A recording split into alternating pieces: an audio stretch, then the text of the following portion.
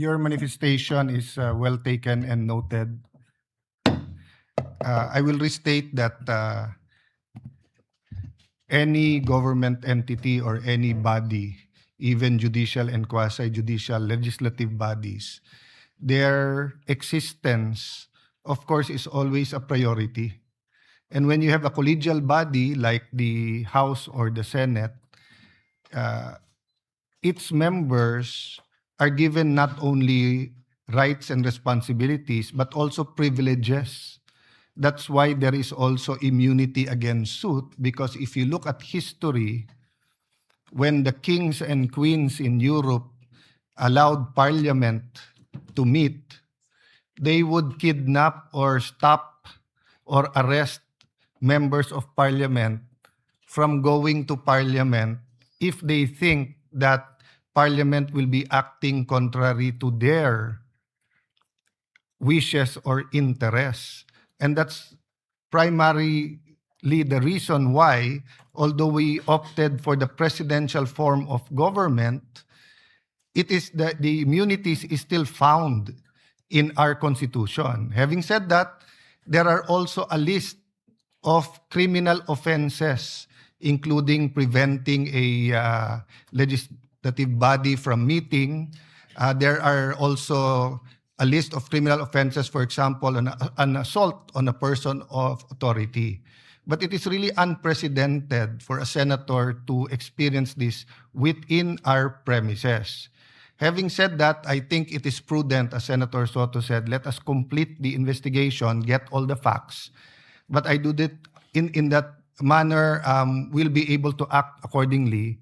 But it is not also prudent to just dismiss them and for them to leave. No, that's why I'm asking also the Secretariat and the Committee on Rules to start thinking about drafting a letter, if not a subpoena, to the NBI director, so that it will be on the record who sent these agents and what were their primary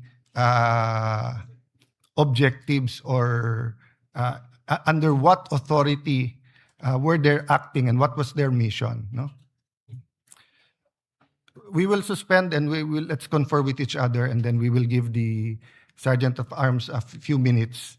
I've also asked my head of Legis, Attorney Sara, to accompany them to find out what really was their objectives. Senator Marcoleta, do you wish that your speech your manifestation be referred to a certain committee?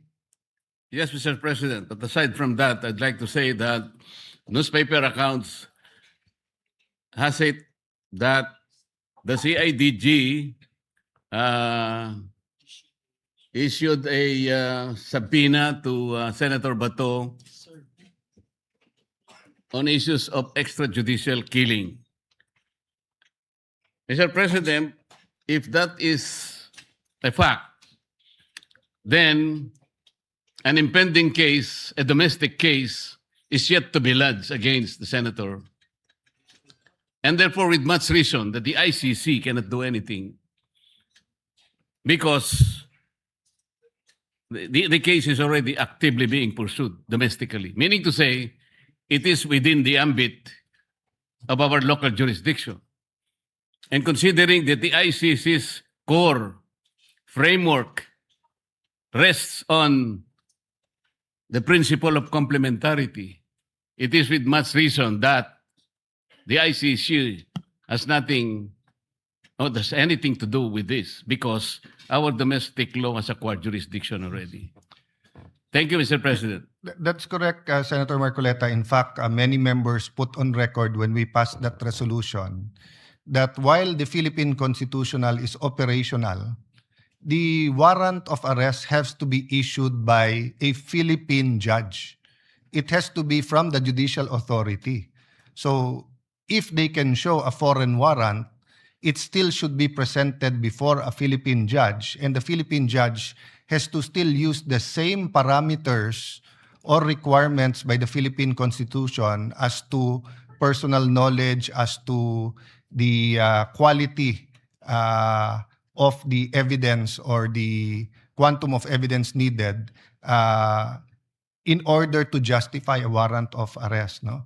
So we have two choices whether to refer to the Committee on Rules since it affects the privileges and the rights of every senator, or we can refer it to the Committee on Public Order.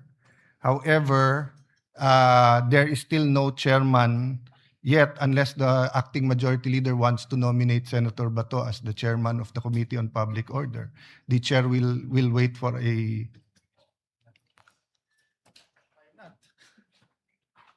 I don't see anyone objecting, Mr. President, so. With that, Mr. President, this representation would like to nominate the first chairperson of the new Senate Committee on Public Order, and that would be Senator Ronald Bato de la Rosa. I so move, Mr. President. Is there no objection? He is so elected. And maybe,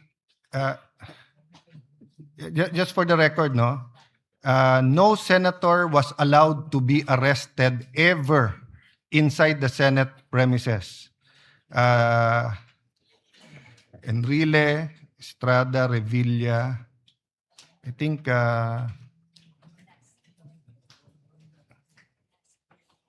Trillanes, apat na yon. So kung si Leila, de lima na yon. Never been allowed arrested. And there's always been coordination with the Office of the Senate President. So Senator Marcoleta brought up two issues, the NBI and the CIDG. So we're referring it to both the Committee on Rules and the Committee on Public Order.